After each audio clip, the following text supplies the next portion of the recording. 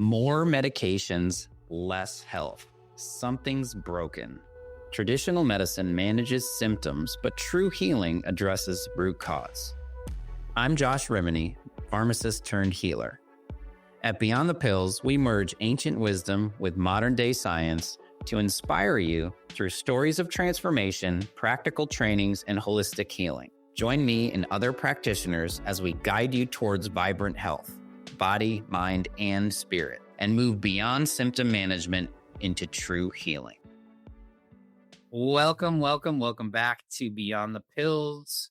I'm Josh Rimini, your host, pharmacist turned healer, and today I'm joined with Alix Kirshner, an integration coach and certified psychedelic guide whose path to healing took a profound turn after a cancer diagnosis, reshaped her understanding of pain, purpose, and transformation. Alix holds a bachelor's of arts in social psychology and has trained with the Center for Medicinal Mindfulness in Boulder, Colorado, grounding her work in safety, integration, and confidence. She blends science, spirituality, and compassion. It's probably why we're connected here. Supporting clients at Mind Bloom as they process ketamine sessions, and through her private practice, Higher Healing, where she guides medicine journeys with cannabis and psilocybin. She also recently expanded her work into grief coaching, helping people navigate grief in all its forms, whether through loss, transitions, or unmet dreams. And beginning in 2026, she'll bring her wisdom to Myraville's Berkshire's Resort and Spa, offering workshops that reframe grief as a natural and transformative part of life. Alix's message is clear and powerful. We all have the ability to alchemize our pain, transforming it into purpose, resilience, and healing. Welcome to the show, Alix. Thank you, Josh. I'm happy to be here. Oh, it's amazing, isn't it? How we all connect and how we grow. So your journey started with a cancer diagnosis. That's a similar path of what we both connected on, because that's how my journey started when I was diagnosed with leukemia at 16. And that seemed to completely shift your perspective on pain and healing. Can you take us back to that moment? Yeah, absolutely. So my path started when my sister died when I was 19 years old. And so that's what really opened me up to this world of healing and gave me these big questions about life, about purpose, about perspective, really, about our pain. And so anyways, through that grief, that's what started my spiritual journey. That's what led me down to going to school for social psychology, and I was going to become a traditional therapist. But right after I graduated with my social psych degree, I got diagnosed with cancer, Hodgkin's lymphoma. I was 26 years old, and I'll never forget it. I was, having all these symptoms for a couple years before the diagnosis, and I was really gaslit and turned away by so many doctors who told me that my pain was my symptoms were just symptoms of my grief that I was going through. They'd asked me if I was seeing a therapist. And it wasn't until this lymph node on the side of my neck popped up, this really big swollen lymph node, that I was finally taken seriously by a doctor. And a day later, I found myself on an oncology floor being diagnosed with Hodgkin's lymphoma. So that was an experience that was pretty unlike anything else, because I had dealt with grief of losing my sister, but this was a completely different kind of experience, right? This was me facing the potential loss of my own life, the grieving of my own potential life, and lots of grief that existed within that, the grief of not being able to be a normal 26-year-old girl anymore, and a lot of other things that I noticed along the way. So I'll just pause there. No, it's a beautiful pause, because we share that common thread, right? I was 16. I I was misdiagnosed. They told me nothing was wrong with me. I was diagnosed with the criteria of lupus, which is an autoimmune disease. Like, there was a period where I love where you went. Like, there was some knowing for me, that knowing. And I just had this conversation with a client today about The Body Keeps a Score, right? That book, right? Yeah. There is this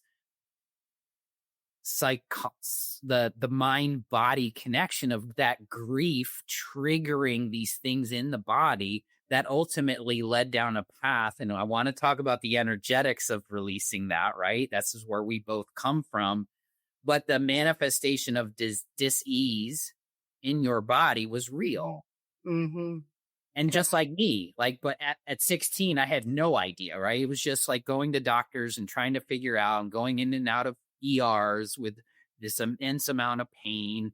And then all of a sudden, at some point, I got a second opinion, because my best friend in grade school's mom was a pediatrician, and she said, go to the hospital and get another diagnosis, get another opinion. So they found leukemia, another blood-borne cancer, but I had gone through a traumatic experience the year prior.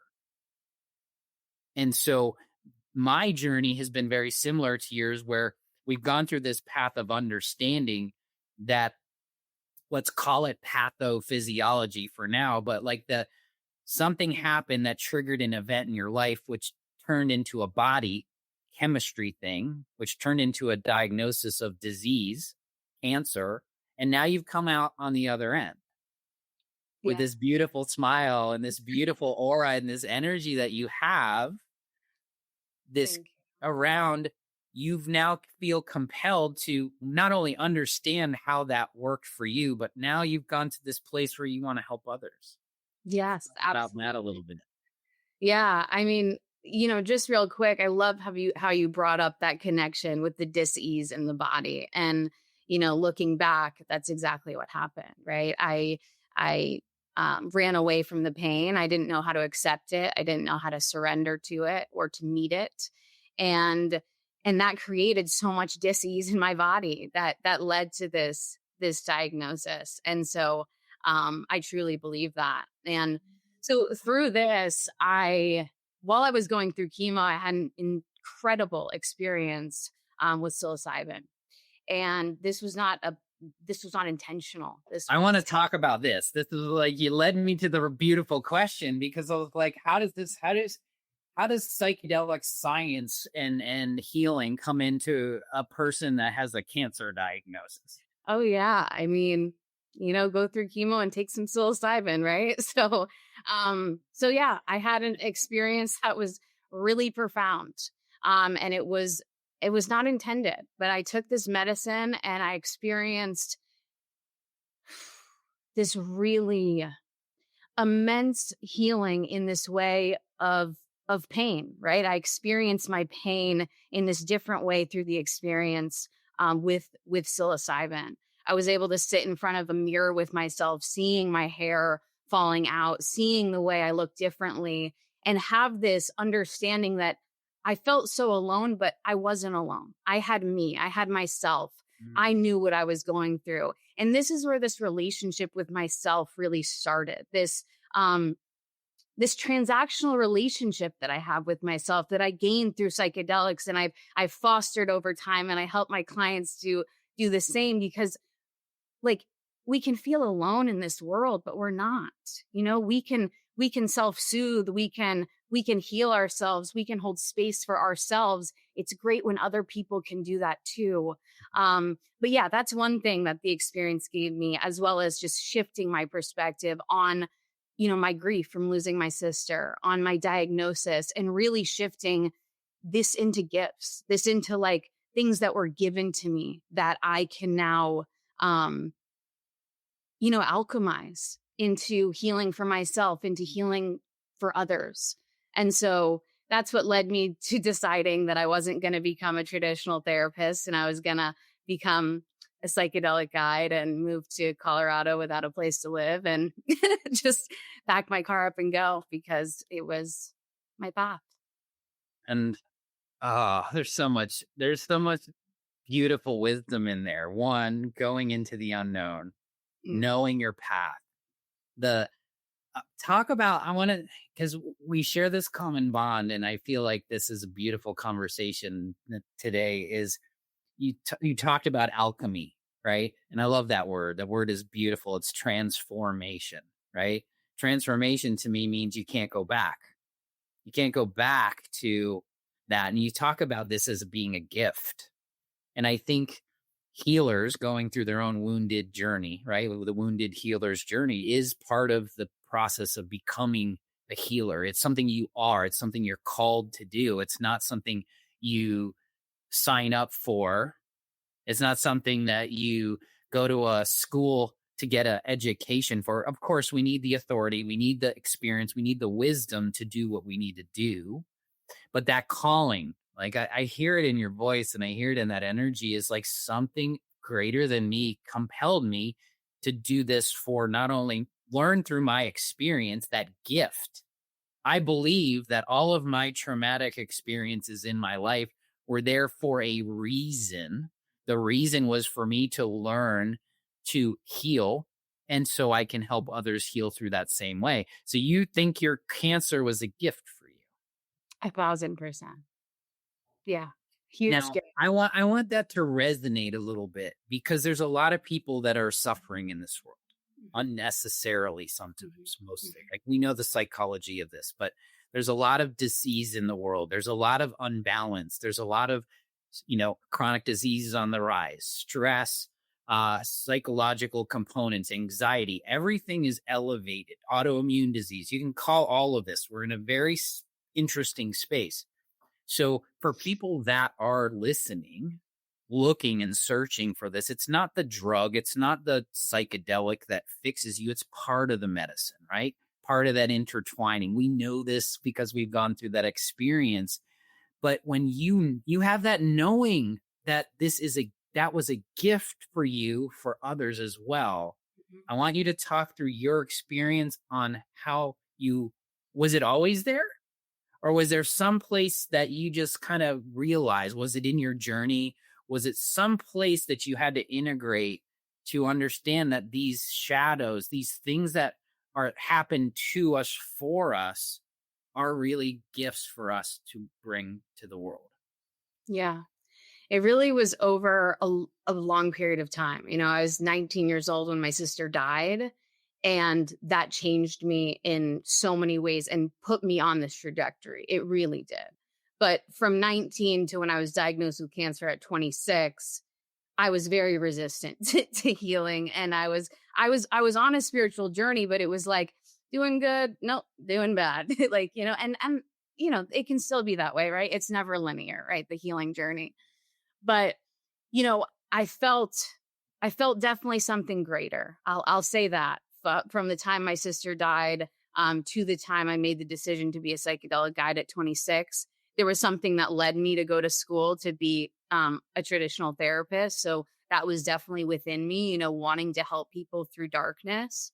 But it was the cancer diagnosis that shifted everything, especially after I had gone through chemo. I started supporting other women going through cancer journeys. People would reach out to me and say, "Hey, Alix, I have a friend who's just diagnosed. Do you mind talking to her?" And I'd end up talking to these women throughout their chemo experiences, like checking in here and there, just to be a support. And that felt like, a part of my path. And that sort of, now I have a desire to work with the cancer population. I'm using psychedelics to help people move through their experiences, whether they're within their chemo, whether they're outside of whether they're in remission, but it became really important to me. And so, yeah, to answer your question, it just over time kept unfolding.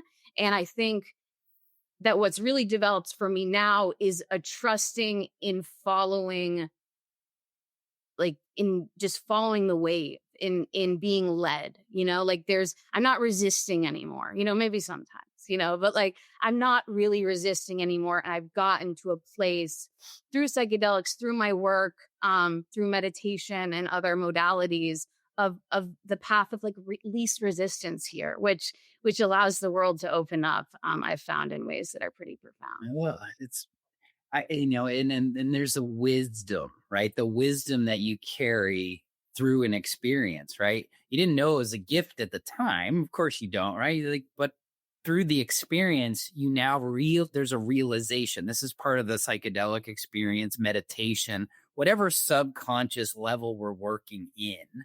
Mhm. And I love it. Like, I became the pharmacist that had to learn not to be a pharmacist for healing, and you became the psychologist that learned that it's not the conscious mind that heals, it's the subconscious. But you had to go through that experience to get to where you are. None of it was by accident. Mhm. And I love it because you're here, I'm here talking about the same thing in my own light of like, I feel compelled to help cancer warriors Mm. move through this place of healing. And now psychedelics are here in the science side of it going, they're studying end of life acceptance with psychedelics. Yes. Right? It's not just getting through grief. I had a conversation. We had a really powerful podcast episode that might have just aired or something that is around that other side of the equation where end of life is coming and you get a psychedelic experience to get to the realization of accepting life beyond. Because that's part of the experience, the spiritual experience that a lot of people get.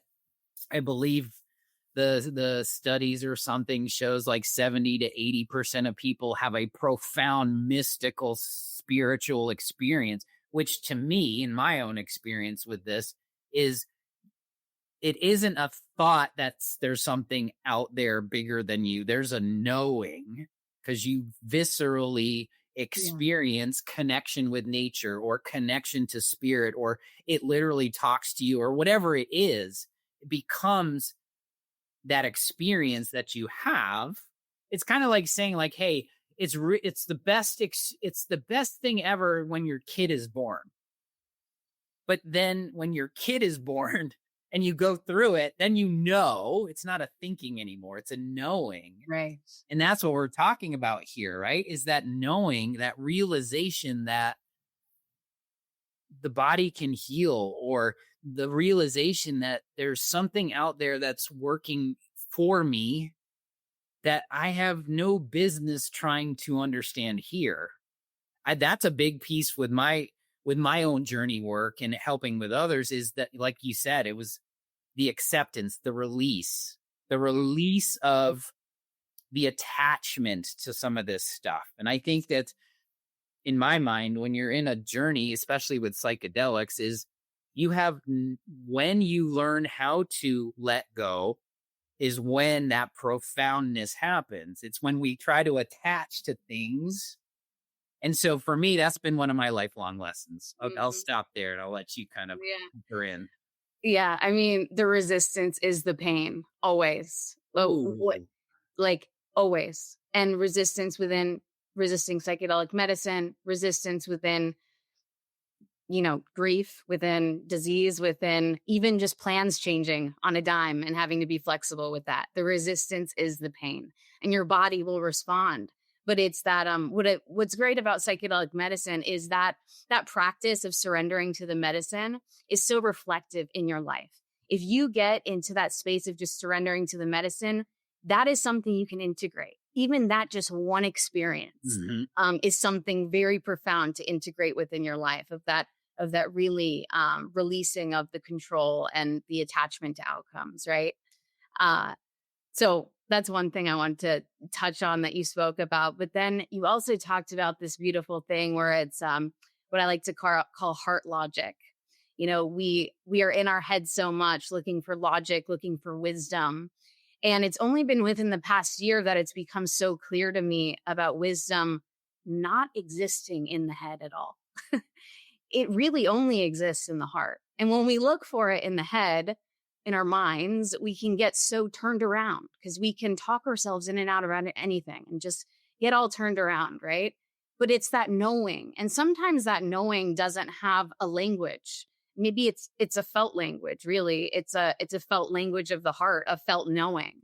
And sometimes it's hard for people to really trust that because they're so used to their mind speaking, the words speaking, right? But it's the heart speaking, and being able to listen to that, that will really, like, I mean, you can't go wrong. If you get good at that, if you get good at listening to that heart logic, it will lead you, and it will, I don't know, allow you to have a different trust in your life. Well, I love that you opened up this portal of conversation, because I'm having a lot of conversations with like-minded people around this one topic. And this is part of what I feel is my calling, is helping men, especially moving from here to here, from the head to the heart. That was a big intention for me in Peru when I went through a big journey. But what I had to learn, Alix, was part of what I want to talk to you about, because you've been studying and working with people on grief and that piece, right? Is in order for me to listen and get here, I knew I had to do that. I knew that I was too much here, and this is what protected me. But it's also been my zone of genius. I'm very analytical. I love the science of everything. But to get to the knowing, like you said, this is the conversation we're having of humanity, is moving from the age of intelligence or intellect to intelligence to knowing. Right. And connecting the two. It's not one or the other. It's both. But you talked about grief. So my experience with that was, I didn't realize that I had to release whatever was stuck here in that grief to get to the place where I could learn to listen to it. And that was a big part of me. So tie this into the grief part, like the grief of holding on, the grief of this stuff. It's not just letting go here. Yeah. There's a somatic component to that, right? Yeah. There is. And it's really the surrender, the resistance is the pain, right? So this holding on to the grief, and we do this for a lot of different reasons. I mean, sometimes, a lot of times, letting go of the grief makes us feel as though we're letting go of the person, as if we're turning our back on that person or that thing, whatever that is. And so there's a lot of work to do with that in unlearning that, and really surrendering to this grief being a part of our human experience. We get to experience this grief, and it's hard, right? But what's really cool about grief is that the pain is always equal to the amount of love that was there. Oof. So if you are lucky enough to experience the most gut-wrenching, like, kind of grief that makes you feel like you could almost die because of the amount of pain that you're holding, that just means that you were lucky enough to experience some of the most profound love that life could ever offer. And so grief really varies in its pain and its frequency that it holds within us, depending on what we are grieving. And grief doesn't just exist when someone's died. Grief is woven into the fabric of our lives. Anytime we move away from something that's familiar, grief exists. It's just a natural response to loss of any kind. So anyways, yeah, to answer your question, it's that surrender. It's that release. It's that acceptance of being a part of our human experience and allowing it to be so. One of my favorite, I guess, borrowed or learned mantras is push less, allow more. And this is the deepening of that. Those words have deepened. We've done the podcast with my mentor who brought that to me. But what you said is powerful, right? We're here to experience all of it. And the polarity of our existence is, if I've grieved this much, this powerfully, that means this is the law of energy. That means the opposite is true. That means I must have learned to love that powerfully. And so it's not a cause and effect. It's a natural way of being. So look at the gift that you just gave in that is, I'm grieving so much and holding on to that because again, the attachment, right? I want to hold on to that experience of that person. If I let go of that grief, if I let that go, I'm letting that person go. Mhm. That's a natural. You said it, like it's natural for us to do that. It We don't have to beat ourselves up. We can love our kindness out of it, but it really doesn't serve us. So I love, oh, you have so many nuggets of wisdom that I feel like we're just in this beautiful frequency here, because that is it. It's like the surrender and that attachment is the medicine, right? The medicine of, I always say is like, and this is, again, we're bringing it back to psychedelics. You could do it in any different way, but the way that I think is one of the most profound, viscerally experiential, is going up against that, right? Going up against that friction and resistance, that thing that was super difficult that nobody wants to do. I'm scared. I'm not going to do it. And all of a sudden you move through it. So I always say the only way forward is through. And that's what you get in these experiences. And that's what you get from releasing. When we talk about surrender, it's coming up against that. It's not fighting it. It's releasing it in a way like no longer serves you. Yeah, absolutely. It's a really, really powerful practice, right? It becomes this practice that we have to practice over and over. And that's the thing, like I talked about how like healing isn't linear, right? And so we will have moments of resistance, right? But it's how do we meet ourselves within those moments? Like that's what I talk about a lot within my grief workshops is how to meet and honor and love these parts when they show up.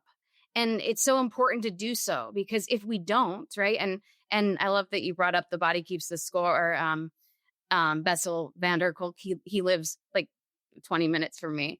And he's a great guy. And so anyways, I love his teachings, right? But he talks about how, not meeting these things can cause physical symptoms in the body, like insomnia, like muscle tension, like headaches, and even, manifest as different kind of diseases such as, Hodgkin's lymphoma. So anyways, it's how we meet ourselves in these moments. How can we surrender and lean in? And so powerful. And yeah, a topic of not only discussion, but study. Like this is part of the deep dives I'm doing again, right? That wave, right? Yeah, we all meet resistance. It's part of nature. It's part of who we are. We didn't resist some things, just like fight or flight, right? If we were in parasympathetic rest and digest all the time, we'd get hit by a car because it wouldn't be that big of a deal for us. So we got to have these things that are, I don't like the word balance, but balancing, right?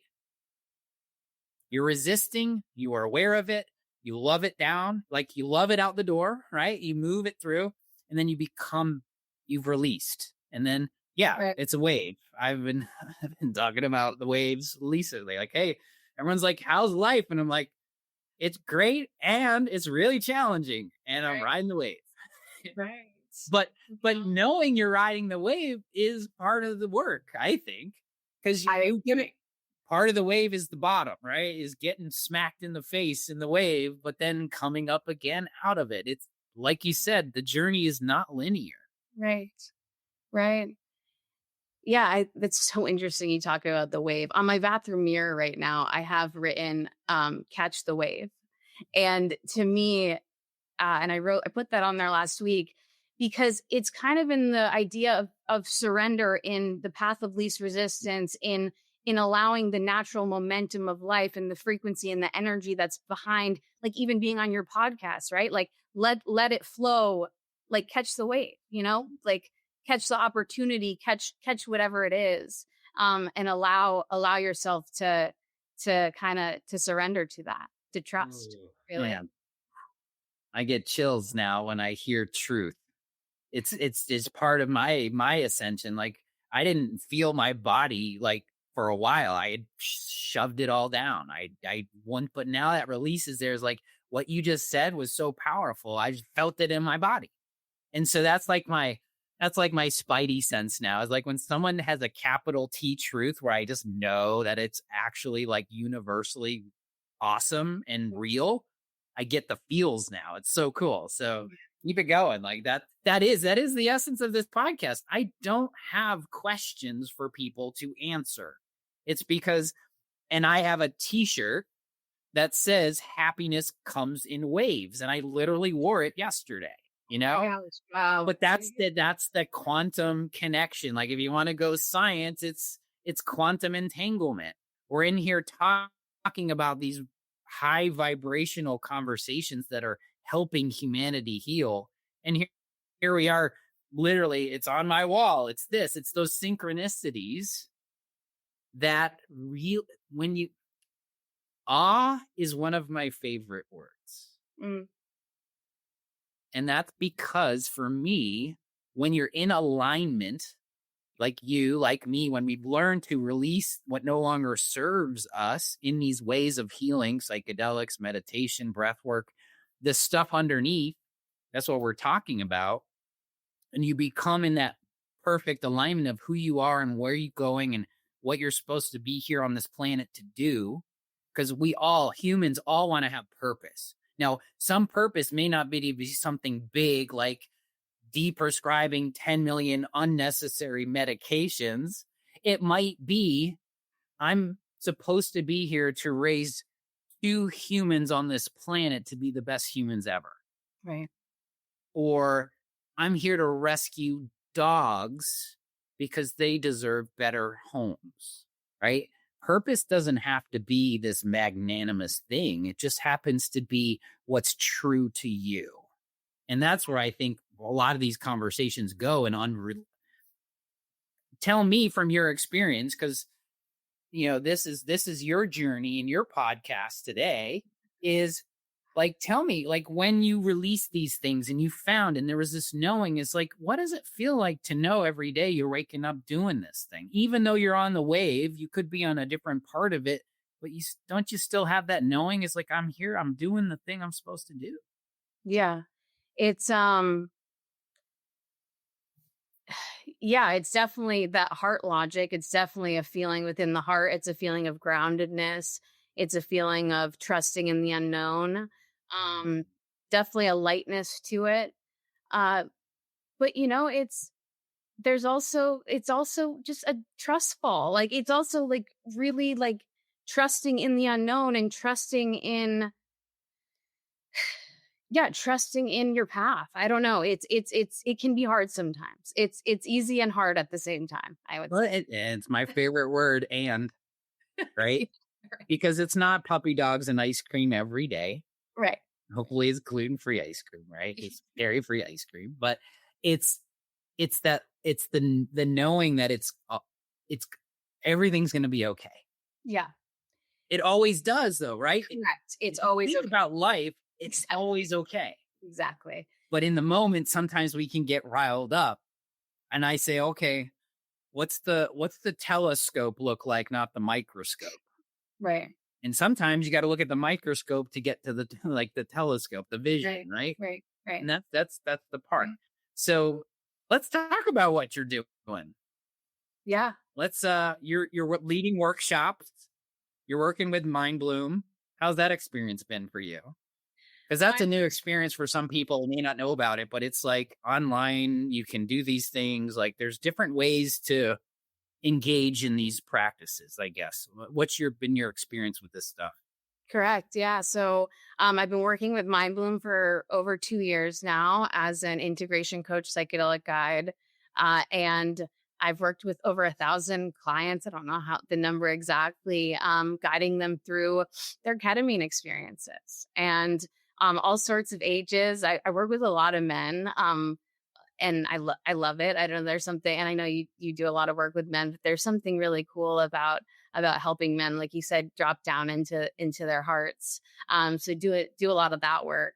But I've loved working with Mind Bloom. It's allowed me to practice my skill, really, really get very good at my skill. And then that has really bled into, my private practice and me working with clients, mostly with cannabis, doing 3 and 5 hour cannabis experiences. I was trained to work with cannabis as a psychedelic medicine through the Center for Medicinal Mindfulness. That's the first medicine I was really ever trained to work with. Also trained to work with psilocybin and ketamine. but yeah, Mind Bloom has just given me so much, validity within the field, and also just allowing me to touch people's lives and to practice my skill in a way that's really profound. Well, it gave you the reps, like you said, like Yeah. Yeah. we learn through experience and multiple experiences. I was contemplating on this the other day. I was like, trying to define what I do, because everyone always asks you what you do, but mine's like so multidimensional. I can't be like, oh, I'm just a pharmacist and a functional guy. It's like, no, I do something different. But then I was thinking about how many hours I've devoted to studying this science and art and wisdom of healing. And I was like, and then it came to me, it was like, oh, when they say you're a master at something, it's about 10,000 hours of practice. And I went back in my whole journey of life and I'm like, well, I think I hit that mark because I've been studying this, not because I'm doing it, it's just because it's part of me. Right. Right. Right. And so that's what came to me when you're like Mind Bloom. I've felt thousands of people. It's like, well, now it becomes subconscious, just healing and helping people because it's natural. You're just doing it. Totally. And now you're doing it in your own practice. You have your own practice. Yeah. How do people find that? So I have a website, higherhealing.co. I sent it to you. So it should be linked for anyone who wants to check it out. You can also find me on LinkedIn, and you can also email me at findhigherhealing.com. At gmail.com, findhigherhealing@gmail.com. Higherhealing.co, because now we have different dots. I know. That's amazing. And you're doing workshops now too? I am. So I'm not people individually, right? Or do you do group and individual, or you just group cool. and individual? So in my private practice, it is mostly individual, although I do offer, group workshops if people do want to, take advantage of that.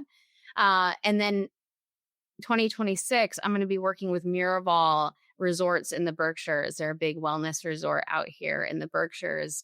And I'm going to start leading grief and loss workshops. So I've already started, demoing my workshops with them, and it's all very full circle for me. What started me on this journey was my sister passing away, right? That led me to the psychedelic work and to all of this healing. And then I'm back living in my hometown, and I'm going to be leading grief and loss workshops a street over from the house I grew up in. So it's pretty profound. I feel really grateful. And it's moments like this and experiences like this that allow the trust in the path to really increase, right? Like our minds change through experience, through new experiences that allow us to have new feelings, that those feelings create new thoughts. Dr. Joe Dispenza talks a lot about this, but it's like that evolution of the mind really starts with allowing ourselves to have new experiences, doing the scary thing, right? And then having that experience doing the scary thing that will change that feeling of what that scary thing may have felt like in your mind, that allows you to have a new thought that's connected to that. So when I gave my first, workshop demo, I thought it was like the scariest thing I've ever done. And then after I did it, I was like, that was not the scariest thing I've ever done. That was like so fun, right? But if I had let myself be scared enough to not do it because it was going to be the scariest thing I've ever done, I would have never known that it wouldn't have been, that it wasn't. You know what I mean? So 100%. And I think I had a coffee conversation this morning about that topic. Really? But it was from an entrepreneurial perspective, because we were talking about entrepreneurs, and a lot of entrepreneurs take that leap into the unknown. The same thing. I've studied Dr. Joe. I'm underneath them. Like I understand this concept that he eloquently says. It's ancient wisdom and modern science, but the from thinking to doing is a big step. And I've learned, you've said the word unknown a few times, but I've grown, I've grown to love the unknown. And it's because that's where creation happens. Like Dr. Joe talks about it, but other people talk about it. It's like the present moment is the unknown. It's that sweet spot. Right. And that's what you're saying, is like, it's full circle. Like my sister passed away. I grieved. I got cancer. I got to this place. And now here I am oh, I'm right where I started, and I'm here doing things that I was terrified of that now I found that I love to do. I did the same thing. I was like, I've been on stage and I did a keynote for hundreds of people, and I was terrified because I've spoken on stage. But when you get to the place where you're like on a big stage, you're like, holy shit, this is different, Yeah. And getting out of it. But it was the best talk I've ever done. Everybody wanted to do the thing I wanted them to do. And it was so beautiful. And the feeling you have after, again, we're talking full circle here, going up against and through that fear of the unknown, because that's really what it was. Right. Like, oh, am I going to bomb? Is somebody going to like me? What if? And I took that courage step. And that's the conversation I had this morning with my friend is not everyone takes that courage step. Like, and that's where you say, like, if I'm clear on what and why I'm doing it, I don't know how, I don't know when, I just throw those out the window now. But then I do it. And then the breadcrumbs start falling in place. Like for you, it's the Miraval Berkshire's resort and spa found you, and now you're doing grief work workshops and you're in your zone of genius, helping the world and putting this ripple into healing people through your experience, which is so beautiful. Thank you. Yeah. Well, what else? Like, this has got to keep going here. We got No, I do. Well, you were talking about creation really quick, and being that, like, creation being in that present moment, right? And so being an active participant in that creation. We are so quick to create like it being a negative experience in our mind, like it being the scariest thing that's ever happened, us bombing or whatever that is. That's us being a part of our creation, as much as being in our heads and saying, this is going to be the best talk I ever give. This is going to be such a great talk with Josh today, which I did say before. I declared it before we got on today, because I want to be an active creator in my life, in this human experience that we are in together. And I really believe that, declaring how we want things to go and declaring like how we want our lives to be created really works. I really think it works. And there's an allowing too. Right? Yeah. Like, because you can get on either spectrum of that. Is like, if you get into the space of like the ego pushing that agenda versus allowing it to happen. So that's why it's this balanced thing, right? It's always in some level. That's why I have no idea how to explain it with words, which is okay. But like the word "and." The word "and" has such a deep meaning for me, because we are the creator of our experience, and that positive intention and looping the positivity creates the experience. There's science and quantum and, Dr. Joe and everybody else in this space of like, you are the creator, but you got to match that frequency of that event or that thing. And you got to get to the feels in order for the thought to become the reality. We know more about that. And at the same time, I think we're just scratched the surface of our possibilities. Yeah, you're right. Because we're these divine beings that get to, you said that word too, that get to experience all of it and create all of it. We are the creators of our own existence, of our own experience. And here we are talking about, like, and I was in a sweat lodge in South Carolina last year. You would have never thought this place was a place for healing and transformation and energy, but it was. And I was there. And she had a phrase that says, together, but not the same. Mm. And so here we are talking about our life's experiences, having that same pathway, but very different. So it's been a togetherness. Like, we've had our similar stories because they're energetically matching. Like, they're energetically in this entanglement of energetic frequency and vibration. However, your journey was very different situationally than mine, but we both got to that same full circle. Mm-hmm. Oh, here I am doing everything that I've ever wanted to do. It's really difficult. And at the same time, it's the best thing ever. Right. Yeah, you're right. That's exactly where I'm at. Yeah, and you too. Yeah, it's all I love that. What did you say? Together Together but not the same. Together but not the same. Yeah, that's really, I love that. And it reminds me of something I talk about with my clients is putting on different lenses, like within psychedelic work, within, different kinds of, somatic work and meditation, things like that. We can access different perspectives, right? Different ways of viewing our own reality, our own experience.